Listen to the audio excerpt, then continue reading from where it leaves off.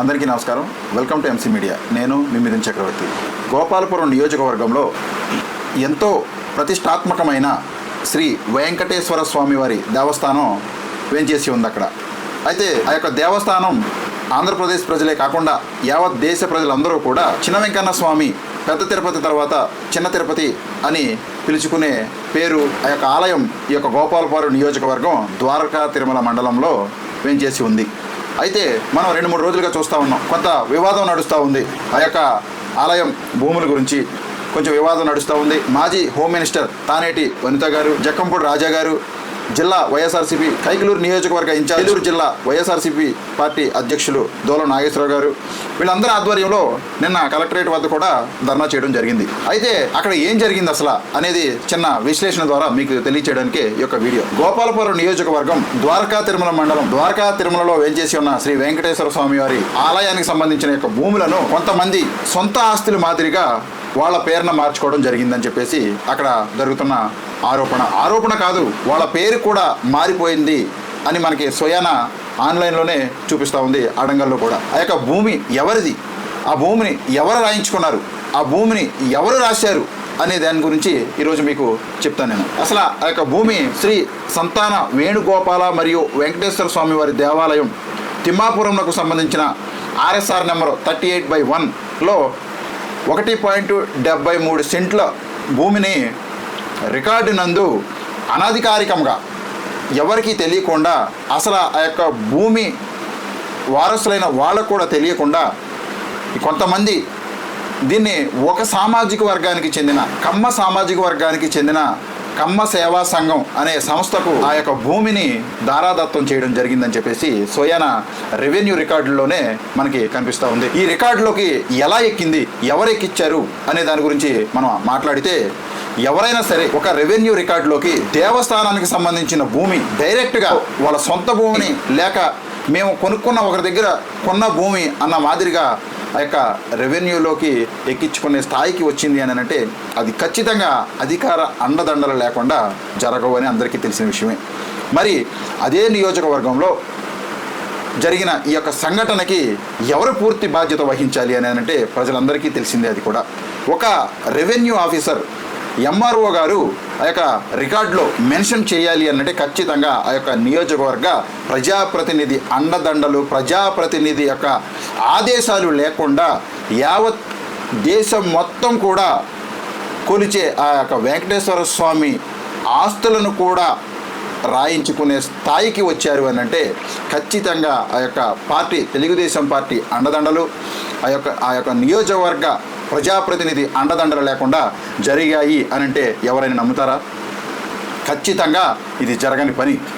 ఎందుకని అంటా ఉన్నాను అని అంటే ఇవన్నీ కూడా సాక్షాత్తు మనకి అది ఎలా వచ్చింది ఆ భూమి దేవస్థానానికి అనేది కూడా మీకు చెప్తాను ఒకసారి. రాజగోపాలాచార్యులు వారి కుమారుడు శ్రీమద్ ప్రతివాద భయంకర మంత్రరత్నం రాధాకృష్ణమాచార్యులు మరియు పార్థసారథి అయ్యంగారులు, వీళ్ళిద్దరికీ సంబంధించిన ఈ యొక్క భూమిని మార్చి ఆ యొక్క కమ్మ సామాజిక వర్గానికి చెందిన వారికి రిజిస్ట్రేషన్ చేయడం జరిగిందనేసి మనకి ఇక్కడ కనపడతా ఉంది. ఆ యొక్క దేవస్థానానికి వారి పూర్వీకుల చేత, జమీందారులను పడే వారి పూర్వీకుల చేత ఆ యొక్క భూమిని దేవస్థానానికి ఇవ్వడం జరిగింది, దానంగా ఇవ్వడం జరిగింది. మరి యొక్క భూమి దానంగా ఇవ్వడం వలన ఆ దేవస్థానం దాన్ని వాడుకుంటూ దేవస్థానానికి సంబంధించిన దేవస్థానంలో పూజ నిమిత్తమై తులసాకుల అవసరార్థమై వాటిని ఆ యొక్క స్థలంలో ఈ 1 ఎకరం 73 సెంట్లలో ఈ యొక్క తులసి పంటను పండించడం జరుగుతుంది, పూర్తిగా ఈ యొక్క దేవస్థానం ఆధీనంలోనే. మరి ఈ దేవస్థాన ఆధీనంలో ఉన్న వీళ్ళ భూమిని దేవస్థానానికి తెలియకుండా, వారికి తెలియకుండా, వీళ్ళెవ్వరికీ తెలియకుండా కమ్మ సామాజిక వర్గానికి చెందిన కొంతమందికి ఈ యొక్క భూమిని ఎలా దారాదత్తం చేశారనేది ఎంఆర్ఓ గారికి, ఆ యొక్క తెలుగుదేశం నాయకులకి తెలవాలి.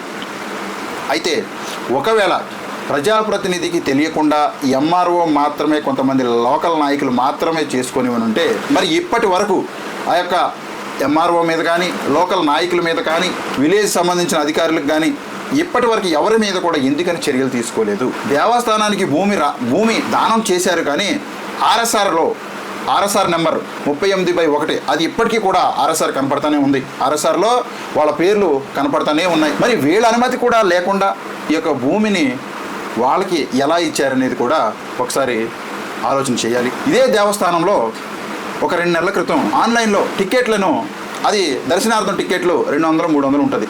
మరి ఆ టికెట్లు అమ్మినందుకు గాను వారిని హుటాహుటిన చాలా హైరాణ చేసి వాళ్ళని 9 మందిని దాదాపుగా అరెస్ట్ చేయడం జరిగింది. మరి కేవలం దర్శనార్థ టికెట్లను అమ్మినందుకు గానే వాళ్ళని అరెస్ట్ చేశారు కదా, కోట్లు విలువ చేసే, అదీ కాకుండా ఎంతోమంది ఆరాధ్య దైవంగా భావించే యొక్క వెంకటేశ్వర స్వామి భూమిని కూడా కబ్జా చేసి ఒక సామాజిక వర్గానికి చెందిన వారికి మాత్రమే ఆ భూమిని దారాదత్తం చేశారు అని అంటే, మరి వాళ్ళని ఇప్పటి వరకు ఎందుకని అరెస్ట్ చేయలేదు, వాళ్ళని ఇప్పటి వరకు ఎందుకని శిక్షించలేదు? అంటే వీళ్ళు మీ పార్టీకి సంబంధించిన వాళ్ళనా, మీ పార్టీకి సంబంధించిన వాళ్ళు ఆక్రమించుకున్నారనా, దేని నిమిత్తం ఇన్ని రోజులు ఇంకా జాప్యంగా ఉంచుతూ ఉన్నారు? ఆ నియోజకవర్గ ప్రజాప్రతినిధులు వారు చెప్పారు, ఇది రాష్ట్ర ప్రభుత్వానికి సంబంధించింది, రాష్ట్ర ప్రభుత్వం తెలుస్తుంది దీని. అసలు ఆ భూమి అనేది ఇప్పటికీ కూడా దేవస్థానం పేరు మీద లేదు. అది ఆర్ఎస్ఆర్ నుంచి చూసుకుంటే ఆ యొక్క జిరాతీ భూమిగా చెప్పొచ్చు మనం. అది ఆ పూర్వీకుల జమీందారుల నుంచి వచ్చింది అది. మరి ఆ భూమి వారసులు ఉన్నారు. జిరాయితీ భూమిని రాష్ట్ర ప్రభుత్వం లేక జిరాయితీ భూమిని ప్రభుత్వ లెక్కల్లోకి ఎలా తీసుకెళ్తారు? దాన్ని ఈ యొక్క భూమిని ఆక్రమించుకున్నందుకు వీళ్ళని ఎందుకని శిక్షించట్లేదు? దీన్ని ఎందుకు కప్పుపుచ్చాలని చూస్తూ ఉన్నారు?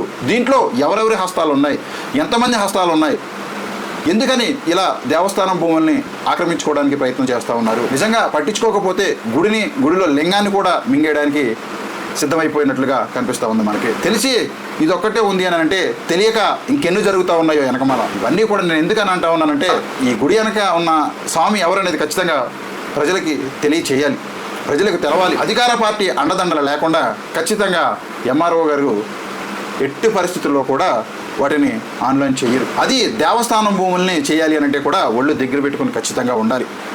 మరి ఇంత జరుగుతున్నా కూడా ఇప్పటికీ కూడా ఆ రాయించుకున్న వాళ్ళని, రాసిన వాళ్ళని, ప్రోత్సహించిన వాళ్ళని, వీళ్ళందరినీ ఎందుకని అరెస్ట్ చేయట్లేదు? వీళ్ళని ఎందుకని ప్రజల ముందు దోషులుగా నిలబెట్టడం లేదు? ఎందుకని ఈ యొక్క హిందువుల యొక్క మనోభావాల్ని దెబ్బతీస్తూ ఉన్నారు మీరు? ఎందుకని దేవస్థానం భూముల మీద మీకు కన్ను పడింది? మీరు అధికారంలో ఉంటే దేవస్థానం భూములు యొక్క దేవస్థానానికి సంబంధించిన భూముల్ని ఆక్రమించుకోవచ్చు అనే చట్టం ఏమన్నా తెచ్చుకున్నారా? ఇదే భూమి మాకు సంబంధించింది అని చెప్పేసి అదే ఎంఆర్ఓ గారికి కూడా, కలెక్టర్ గారికి కూడా వాళ్ళు లెటర్ పెట్టడం జరిగింది. మరి దీనికి ఇప్పటి వరకు కూడా సమాధానం ఏమీ లేదు. ప్రజలు ఇవన్నీ కూడా అర్థం చేసుకోవాలి. ఏదో పైకి మనం ఏదో చేసేసామనుకుంటే పై మెరుగులు చూసి నమ్మొద్దు ప్రజలు. నియోజకవర్గ ప్రజలారా దయచేసి చెప్తా ఉన్నా మీకు, పై మెరుగులు మనకు అవసరం లేదు. మనకు కావాల్సింది నిజాయితీ. పైన మెరుగులు చూపించుకుంటా ఇలా దేవస్థానం భూములు మొత్తం కూడా దోచేస్తా ఉన్నారు వాళ్ళు. దేవస్థానం భూములకే దిక్కు లేదు అని అంటే మిగతా సామాన్య ప్రజల యొక్క పరిస్థితి ఏంటనేది ఒకసారి అర్థం చేసుకోండి. ఇవన్నీ కూడా ఆధారాలతో ఆ దేవస్థానానికి రాసినప్పుడు దానా పట్టా అని కూడా ఒక పట్టా రాసి వాళ్ళకి ఇవ్వడం జరిగింది. అప్పుడు ఇది ఎప్పుడు రాశారు వీళ్ళు? 18/1/1967 సంవత్సరంలోనే దేవస్థానానికి దానా పట్టా అని చెప్పేసి రాసి దేవస్థానానికి అప్పచెప్పడం జరిగింది. మరి దాని మీద వీళ్ళ కన్ను పడింది. మరి వాళ్ళనిక ఆ దేవుడు చూసుకుంటాడు. ఆ యొక్క దేవస్థానం భూమిని దేవస్థానానికి అప్పచెప్పాలని చెప్పేసి ఈ ప్రతిపక్షాలు పోరాడుతూ ఉంటే ప్రభుత్వం ఇప్పటి వరకు దీనిపైన ఎందుకని స్పందించడం లేదు? ఎవరు మీ నాయకులు ఉన్నారని, దీంట్లో టీడీపీ నాయకులు ఉన్నారని చెప్పేసి దీన్ని జాప్యం చేయాలని చూస్తూ ఉన్నారా? ఇలాంటివి చేస్తే ఖచ్చితంగా ప్రజలు బుద్ధి చెప్తారని చెప్పేసి తెలియజేస్తూ సెలవు తీసుకుంటా ఉన్నాను.